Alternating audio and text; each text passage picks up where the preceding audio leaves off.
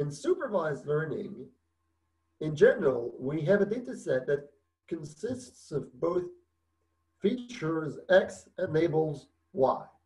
And we are constructing an estimator that will predict the label Y of an object given the set of features.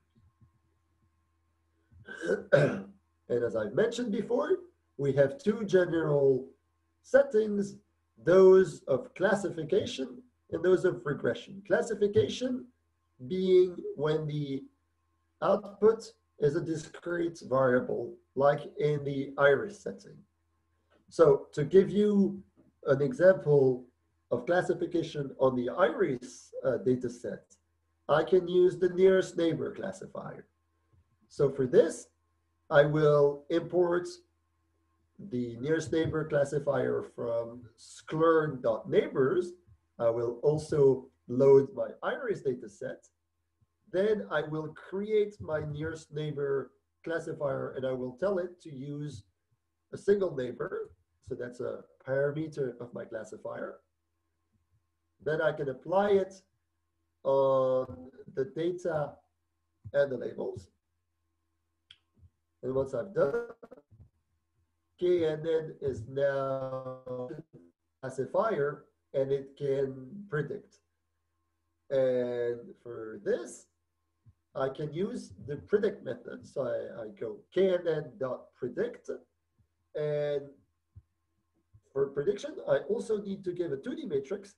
And this time I will give a 2D matrix with only one sample, only one row. And I will ask my KNN classifier what kind of iris has 3 times 5 centimeters sepal and 4 times 2 petal.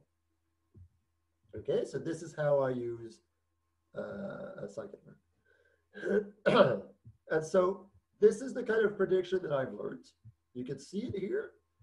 I've fitted my KNN classifier on the dots, and I've asked it to predict on the rest of the data. Okay? So this is for classification. And for regression, we can do this with the linear regression object.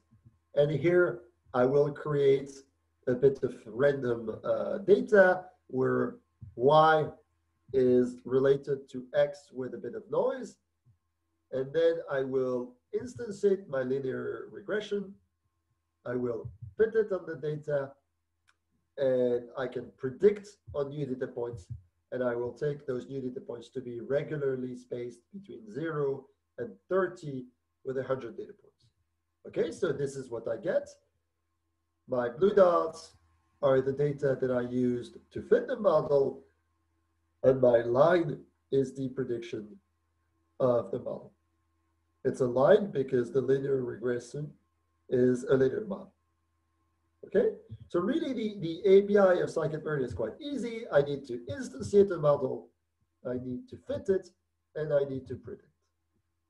This is almost all you need to know. I think we can stop here. Well, maybe not. We can look at a bit more details. So all estimators have fit. Some estimators have predict, and these are the estimators for which we do supervised learning. I will later explain the estimators that do unsupervised learning. Some estimators have predict proba for classification settings. So for these settings, the estimators are able to return the probability of a class. So if I have 2 classes, predict proba will return 2 values, the probability of the first class and the probability of the second class. Some estimators have a score method, which gives me the goodness of fit of the estimator, so the error on data. And the error, the convention is bigger is better. In unsupervised setting, the estimators can transform the data. And I will cover this later.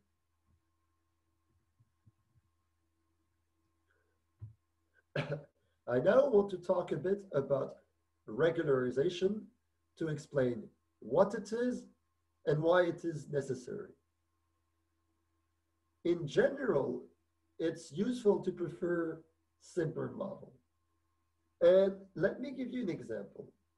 Suppose you are using a one nearest neighbor estimator. So an estimator that given a new data point will look at the closest data point it has already seen and attribute the corresponding label as a prediction. If we have such an estimator, how many errors do you expect on your train set? The answer is none, no errors. And the reason is that the estimator will look, if you give it a data point, it will look at its closest data point. The closest data point will be the same data point because this data point is in the train set, and as a consequence, it won't get it wrong. So this tells us the first thing is that the error on the train set is not a good measurement of prediction performance because it's easy to predict things I have already seen. It's much harder to predict things I have not seen. Also, in general, we will learn that we need to accept error on the train set. And so for this, we're going to use regularization, which is that we're going to force models to be simpler for a certain definition of simpler, even if this leads to more errors on the train set. To give you an example, here is data that is generated with a 9th order polynomial and some noise. And now I will fit on this data. So the data is here. And now I will fit on this data a fourth order and a 9th order polynomial. Okay? So the 4th order is the blue line, and the 9th order is the orange line. So with your naked eyes, which model do you prefer? The 4th order one or the 9th order one? So typically people prefer the 4th order one. And the reason is our intuition is it's less noisy. And this is interesting because we're forcing a model that is simpler than the 9th order because it gives us less noisy estimates. Now, if we look at the ground truth, the model that we use to generate this data, it is somewhat in between. So the idea of regularization is that we will prefer models that are simpler to avoid capturing noise. And it's something that is present everywhere in machine learning, and most scikit-learn estimators have a parameter to tune the amount of regularization. With the k nearest neighbor, the parameter is k, the number of nearest neighbors. If we put k equals 1, we have no regularization. We're getting no errors on the training set. But if we use large k's, we will average many neighbors to make a decision. And as a consequence, we will remove noise and have smoother decision boundaries in the feature space. Another example is that of controlling the complexity of the decision boundary. We can use a linear model. A linear model is the simplest possible model. We can use a nonlinear separation. It will capture more complex shapes, but it can also more easily capture noise.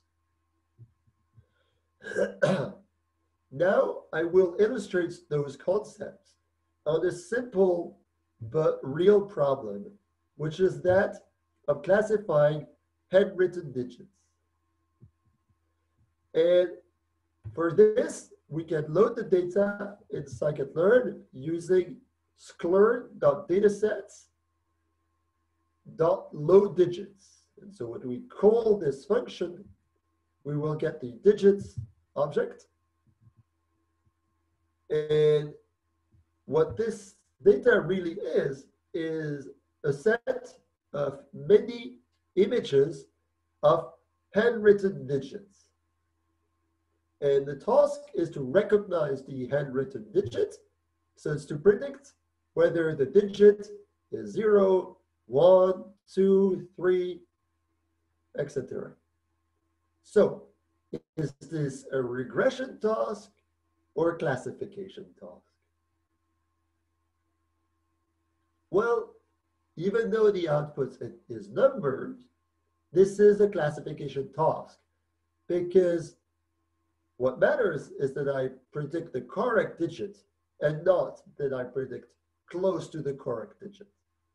So we have those pictures and we need to fit a classifier to them. So to do this, I am given images, digit.images, which are of dimension 64. They are dimension 8 by 8. And I can look at them, but I will need to feed them into the classifier. To look at them, unfortunately, I cannot visualize data points in a 64 dimension